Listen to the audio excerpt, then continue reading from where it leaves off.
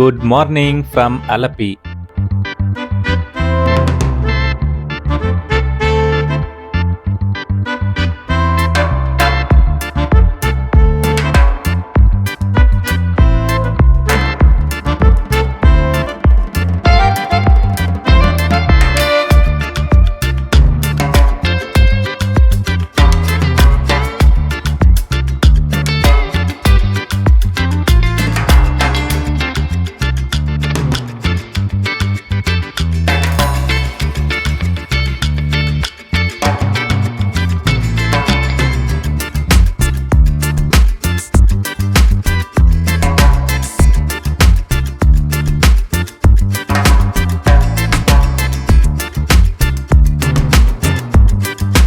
Friends, ప్రస్తుతం నేను అలపిలో ఉన్నాను.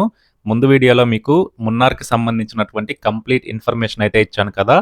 మున్నార్లో నా ట్రిప్ కంప్లీట్ చేసుకొని అలపి రావడానికి బస్ బుక్ చేసుకున్నాను. సో 11:40కి బస్ బుక్ చేసుకున్నాను. ఆ బస్కి ఏదో ప్రాబ్లం వచ్చి వేరే బస్ అరేంజ్ చేశారనమాట. దానివల్ల 1 అవర్ డిలే అయింది. అండ్ టోటల్గా నేను మున్నార్ నుంచి అలపి రీచ్ అవ్వడానికి బస్ జర్నీ అయితే నియర్లీ 7 అవర్స్ టైం పట్టింది. అలపి రీచ్ అయ్యేసరికి ఈవినింగ్ 7:30 ఆర్ 8 అయింది అనుకుంటాను. సో ఆ టైంలో ఇక రూమ్ సెర్చ్ చేసుకొని ఈ రూమ్ తీసుకున్నాను. ఈ రూమ్ అయితే నాకు 1500 రూపీస్ పడింది. ఆన్లైన్లో బుక్ చేసుకున్నాను. ఇప్పుడే నిద్ర లేచి జూన్ మంత్కి 300 రూపీస్ శ్రీవారి దర్శనం టికెట్స్ అయితే బుక్ చేసుకున్నాను. సో ఇక ఫ్రెష్ అయిపోయి అలపికి సంబంధించినటువంటి కంప్లీట్ డీటెయిల్స్ చెప్తా. లైక్ బోటింగ్ ఎలా చేయాలి, బోట్ హౌస్ని ఎలా బుక్ చేసుకోవాలి, అలపిలో ఏమేమి చూడాలి, అండ్ అలపి తర్వాత నేను ఎక్కడికి వెళ్తాను, ఈ డీటెయిల్స్ అన్నీ ఇస్తాను. Welcome back to our channel. Have a look.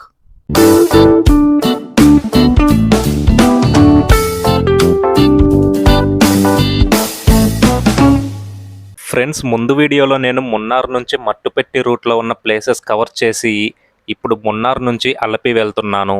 మీ దగ్గర టైం అండ్ మనీ రెండూ ఉంటే మున్నార్లో చూడవలసిన ప్లేసెస్ ఇంకా చాలానే ఉన్నాయి. డే 2 మున్నార్ నుంచి కోయంబత్తూర్ రూట్లో ఉన్న ప్లేసెస్ని కవర్ చేయండి. ఈ ప్లేసెస్ కవర్ చేయడానికి సుమారు 2500 ఖర్చు అవుతుంది. డే 3 మున్నార్ నుంచి కొచ్చి రూట్లో ఉన్న ప్లేసెస్ని కవర్ చేయండి. ఈ ప్లేసెస్ కవర్ చేయడానికి సుమారుగా 2000 ఖర్చు అవుతుంది. డే 4 మున్నార్ నుంచి తేక్కడి డైరెక్షన్లో ఉన్న ప్లేసెస్ని కవర్ చేయండి.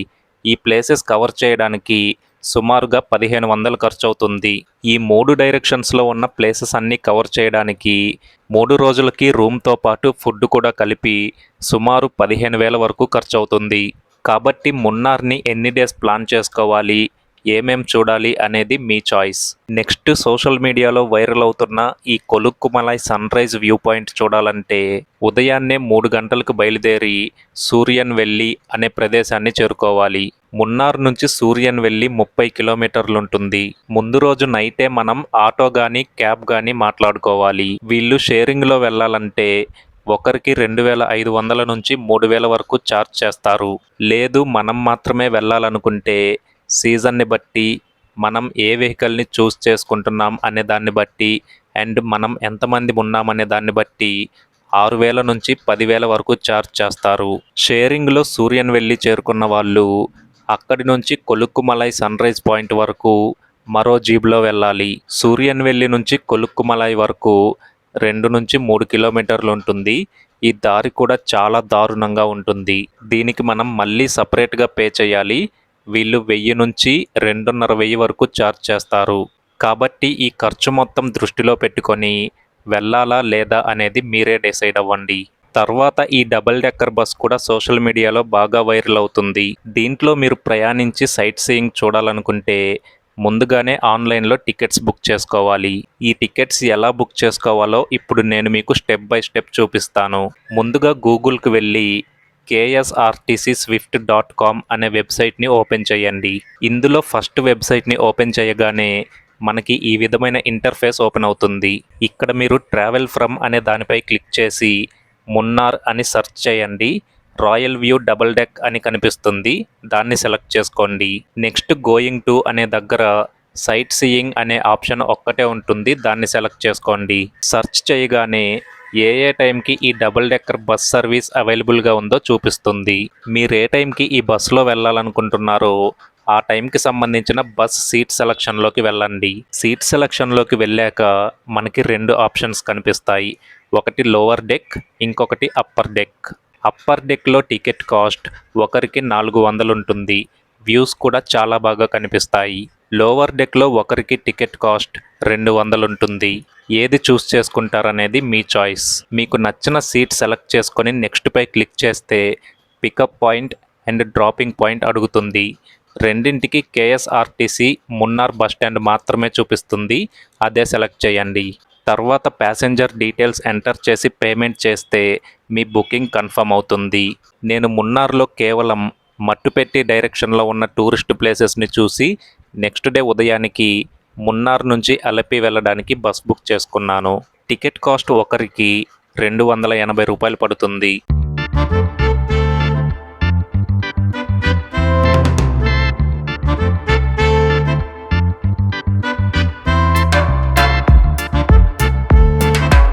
ఇప్పుడు మన 2 తెలుగు రాష్ట్రాల నుంచి అలపి ఎలా చేరుకోవాలో తెలుసుకుందాం. ఫ్లైట్లో అలపి చేరుకోవాలనుకునే వారికి నియరెస్ట్ ఎయిర్పోర్ట్ కొచ్చి ఇంటర్నేషనల్ ఎయిర్పోర్ట్. కొచ్చి ఎయిర్పోర్ట్ నుంచి అలపి 85 కిలోమీటర్లు ఉంటుంది. ఎయిర్పోర్ట్ నుంచి కొచ్చి సిటీకి క్యాబ్లో చేరుకొని కొచ్చి నుంచి అలపికి బస్సులో వెళ్ళొచ్చు. ట్రైన్లో అలపి రావాలనుకునే వారికి విశాఖపట్నం మరియు విజయవాడ నుంచి అలపికి డైరెక్ట్ ట్రైన్ అవైలబుల్గా ఉంది. హైదరాబాద్ మరియు తిరుపతి నుంచి అలపికి డైరెక్ట్ ట్రైన్ లేదు. హైదరాబాద్ మరియు తిరుపతి నుంచి అలపి వెళ్ళేవారు శబరి ఎక్స్ప్రెస్లో చంగనసెర్రి అనే రైల్వే స్టేషన్ వరకు వెళ్ళండి.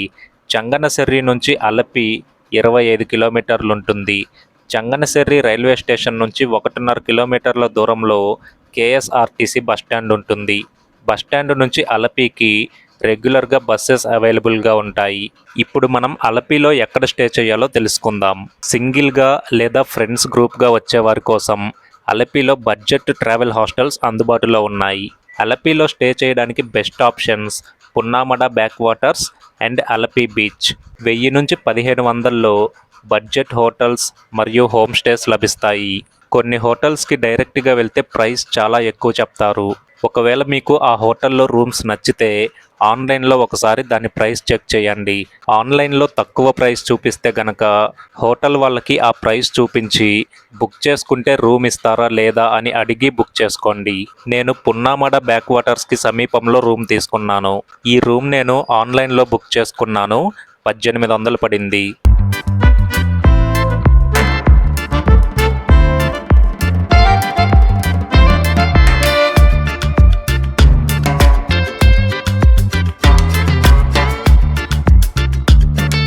ఇప్పుడు మనం అలపి బ్యాక్ వాటర్స్ గురించి పూర్తి సమాచారాన్ని తెలుసుకుందాం. హౌస్ బోట్స్ మరియు షికారా బోట్స్ ఎక్కడ లభిస్తాయి, వీటి ప్రైజెస్ ఎలా ఉంటాయి, అలానే ఎక్కువ బడ్జెట్ లేని వాళ్ళు కేవలం 150 రూపాయలకే ఈ అలపి బ్యాక్ వాటర్స్ని ఎలా ఎక్స్పీరియన్స్ చేయాలి, ఈ బోట్స్ అన్నీ ఎక్కడ దొరుకుతాయి, ఈ డీటెయిల్స్ అన్నీ 1 by 1 తెలుసుకుందాం రండి. సో ఫ్రెండ్స్, ఇదే నేను తీసుకున్నటువంటి బోట్ అనమాట. ఇది నేను 2 అవర్స్కి బుక్ చేసుకున్నాను. దీని ప్రైస్ వచ్చేసి నాకు 1500 రూపీస్ పడింది. మనం విడిగా తీసుకోవాలనుకుంటే దాని ప్రైస్ వేరేగా ఉంటుందన్నమాట. అండ్ 1 అవర్కి తీసుకుంటే కనుక ఎక్కువ ప్రైస్ చెప్తారు. 2 అవర్స్కి తీసుకుంటే కొంచెం ప్రైస్ తగ్గుతుంది. అలాగే 3 అవర్స్కి తీసుకుంటే 2 అవర్స్కి ఎంత ప్రైస్ అయితే ఉంటుందో దానికి యాడ్ ఆన్ చేసి 3 అవర్స్కి తీసుకుంటారనమాట. సో ఇప్పుడు మనం వెళ్ళి అలపి బ్యాక్ వాటర్స్ని ఎంజాయ్ చేద్దాం రండి.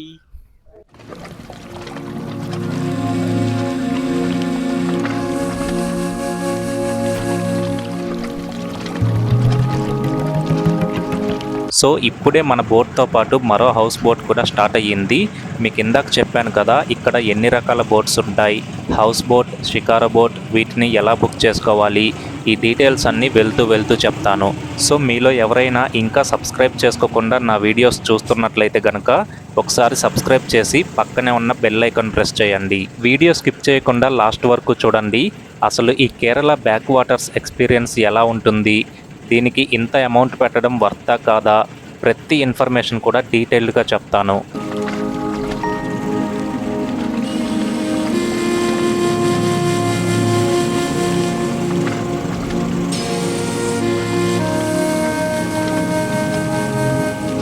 ప్రస్తుతం నేను వెళ్తున్నది ఒక షికారా బోట్లో. ఈ షికారా బోట్స్ చిన్నవిగా మరియు కంఫర్టబుల్గా ఉంటాయి. ముఖ్యంగా నేచర్ని దగ్గరగా ఫీల్ అవ్వాలనుకుంటే ఇదే బెస్ట్ ఆప్షన్. ఈ షికారా బోట్స్లో మనకి 2 ఆప్షన్స్ ఉంటాయి. మొదటిది షేరింగ్ ఆప్షన్, అంటే ఇతర టూరిస్టులతో మనం కూడా కలిసి ప్రయాణించాలి. రెండవది ప్రైవేట్ బుకింగ్, మన వాళ్ళతోనే మన స్పేస్లో ఎలాంటి డిస్టర్బెన్స్ లేకుండా బ్యాక్ వాటర్స్ అందాన్ని ఎంజాయ్ చేయొచ్చు.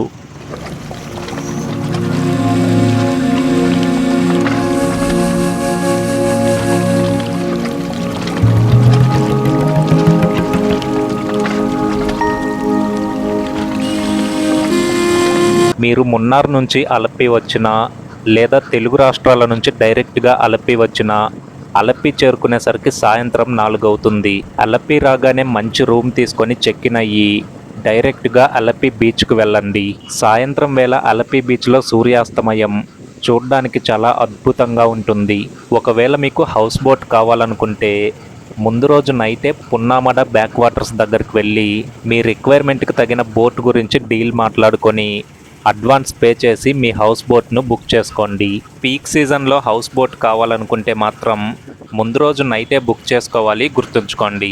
ఒకవేళ మీరు నార్మల్ డేస్లో వెళ్ళినా కూడా డైరెక్ట్గా వెళ్ళి హౌస్ బోట్ బుక్ చేసుకోవచ్చు. అయితే ఈ హౌస్ బోట్స్ అన్నీ కూడా ఉదయం 10 నుంచి 12 గంటల మధ్యలో మొదలవుతాయి. సింగిల్ బెడ్రూమ్ బోట్ లభిస్తుంది, డబుల్ బెడ్రూమ్ ఉంటుంది, ట్రిపుల్ బెడ్రూమ్ ఉంటుంది. అలానే ఇంకా మన రిక్వైర్మెంట్కి తగినట్టు చాలా రకాల బోట్స్ అయితే ఉంటాయన్నమాట. అండ్ కాస్ట్ కూడా అరౌండ్ సింగిల్ బెడ్రూమ్ అయితే పర్ నైట్కి 6,500 నుంచి 7,500 వరకు చెప్తారనమాట. అండ్ ఇంకా సీజన్లో వస్తే ఈ ప్రైస్ ఇంకా ఎక్కువగా చెప్తారు. అండ్ ఇంకొక విషయం ఏంటంటే హౌస్ బోట్స్ తీసుకుంటే మనం ఇలా వాటర్లోనే 1 నైట్ గడిపేయచ్చు. ఫుడ్ అదంతా వాళ్ళే చెప్తారనమాట. మనకి వెజ్ కావాలా నాన్ వెజ్ కావాలని చెప్తే దానికి తగ్గట్టుగా వాళ్ళు ఫుడ్ ప్రిపేర్ చేసి మనకి డిన్నరు మీల్స్ ప్రొవైడ్ చేస్తారనమాట. మీలో ఎవరికైనా ఇలా ఒక రాత్రి నీటిలో తేలియాడుతూ పడవలో గడపాలని ఉంటే వాళ్ళకి ఈ హౌస్ బోట్స్ ఒక మంచి ఎక్స్పీరియన్స్ని ఇస్తాయి. బడ్జెట్ కూడా చాలా ఎక్కువగా ఉంటుంది, గుర్తుంచుకోండి.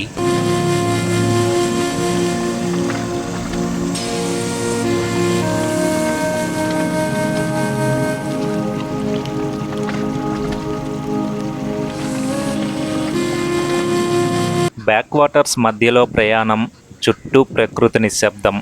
అలా మా ప్రయాణం సాగుతుండగా ఒక చిన్న బ్రేక్ తీసుకొని లంచ్ కోసం ఆగాం. రెస్టారెంట్ ఎక్కడా అని చూస్తున్నాం. ఎదురుగా ఒక బోట్ కనిపించింది. మొదట అది పార్క్ చేసిన బోట్ అనుకున్నాం, కానీ దగ్గరికి వెళ్ళాక తెలిసింది అదే రెస్టారెంట్ అని. అంటే మనం బోట్లో ప్రయాణిస్తూ మళ్ళీ ఇంకో బోట్లోకి వెళ్ళి భోజనం చేస్తున్నాం. సో ఇప్పుడే లంచ్ చేయడానికైతే ఒక చిన్న గ్రామంలో ఆపారు. ఇక్కడ చూస్తున్నారు కదా, ఇదంతా ఒక విలేజ్ అనమాట. ఇప్పుడు మనం విలేజ్ త్రూ వెళ్తూ ఉన్నాం. సో నార్మల్గా ఇక్కడ ఫిషెస్ బాగా దొరుకుతాయంట ఫ్రెష్గా. ఎంత అని ఒక చేప అడిగితే ఒక కర్మీన్ ఫిష్ చూపించాడు. దాని ప్రైస్ 400 చెప్పాడు. ఒక్కటే జస్ట్ ఫ్రై చేసి అది చేసిస్తాడంట, 400 అంట. అండ్ మీల్స్ కూడా ఉంది. అదేం పెద్ద రుచిగా లేదు. మనమైతే మన ఆంధ్ర వాళ్ళమైతే తినలేము. వీళ్ళ సైడ్ ఫుడ్ ఇలానే ఉంటుంది కాబట్టి వీళ్ళు తినేస్తారు. అండ్ ఇక్కడ ఇంకొక విషయం ఏంటంటే కేరళ ఫుడ్ అన్ని ఐటమ్స్ మనం తినలేమన్నమాట, కొన్ని మాత్రమే తినగలం. సో ఫుడ్ మీరు ఆర్డర్ పెట్టుకోవాలన్నా తినాలన్నా 1కి 2-3 సార్లు ఆలోచించుకొని కొంచెం తినగలిగేది చూసుకొని తినండి. మళ్ళీ మన ప్రయాణం మొదలైంది. హౌస్ బోట్స్ గురించి మరియు షికారా బోట్స్ గురించి కంప్లీట్ ఇన్ఫర్మేషన్ ఇచ్చాను కదా.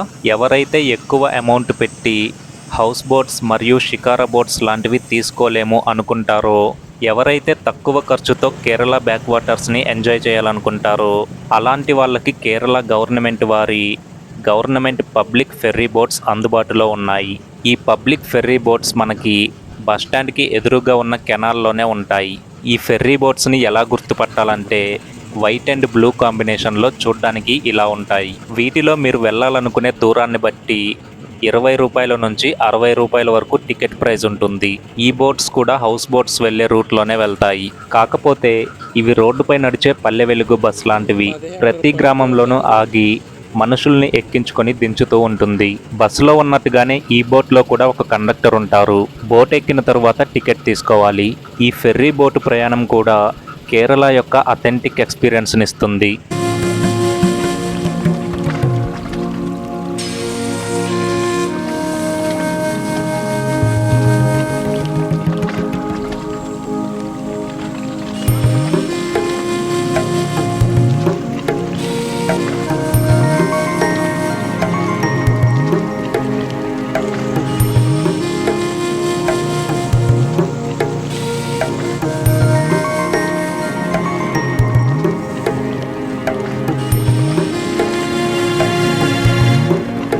సుమారుగా 1 గంట ప్రయాణం పూర్తయ్యాక మేము పూర్తిగా లోపలికి వెళ్ళిపోయాం. చుట్టూ 4 వైపులా ఎటు చూసినా నీళ్లు మాత్రమే కనిపిస్తున్నాయి. ఒక్క క్షణం మేము సముద్రం మధ్యలో ఉన్నామేమో అనిపించింది.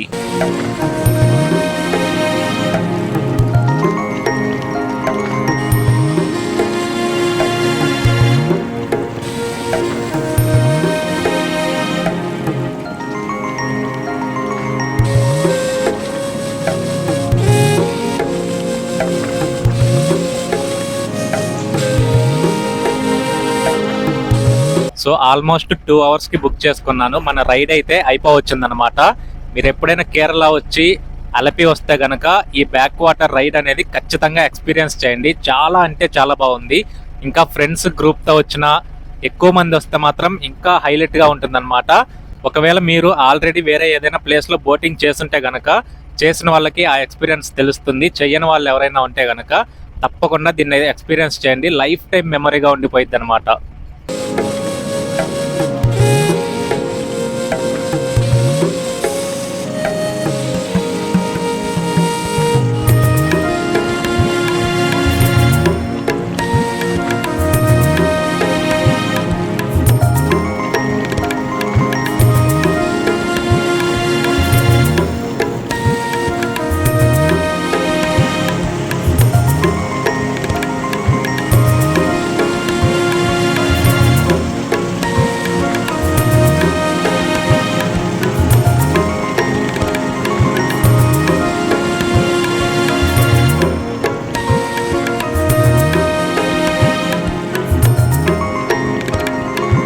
అక్కడ రెడ్ కలర్లో ఒకటి కనిపిస్తుంది చూసారా, అదొక foot over bridge.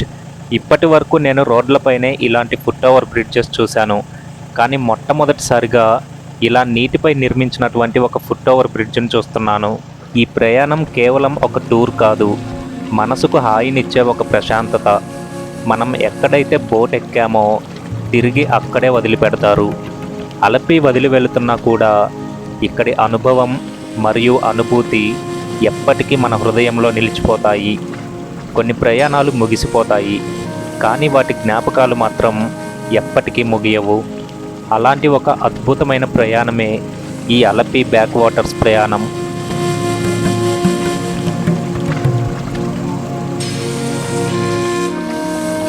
Friends, Alleppey back waters చూసేసిన తర్వాత నేను అలపి బీచ్ దగ్గరికి అయితే వచ్చాను. ఈ బీచ్ వచ్చేసి రైల్వే స్టేషన్ నుంచి జస్ట్ 10 మినిట్స్ వాకబుల్ డిస్టెన్స్లోనే ఉంటుంది. సో బీచెస్ని ఎక్కువగా చూడాలనుకున్న వాళ్ళు డైరెక్ట్గా వర్కలాకి వెళ్ళిపోండి. లేదు మాకు అంటే కుదరలేదు అనుకున్న వాళ్ళు అలపి బీచ్ చూసేసుకొని ఇక్కడ నుంచి రిటర్న్ వెళ్ళిపోండి. సాయంత్రం సూర్యాస్తమయం సముద్రంలో కలిసిపోయే ఆ క్షణం, ఇది నిజంగా ఒక పర్ఫెక్ట్ ఎండింగ్లా అనిపించింది. బ్యాక్ వాటర్స్లోని నిశ్శబ్దం, బీచ్లో అలల సవ్వడి, ఈ రెండు కలిసి నా ట్రిప్ని మరింత స్పెషల్గా మార్చాయి. నా తర్వాతి ప్రయాణం అలపి నుంచి వర్కల వైపుగా కొనసాగుతుంది. నేను పెట్టే తర్వాత వీడియోస్ కూడా చూడాలనుకుంటే నా ఛానల్ సబ్స్క్రైబ్ చేసుకొని పక్కనే ఉన్న గంట కొట్టండి.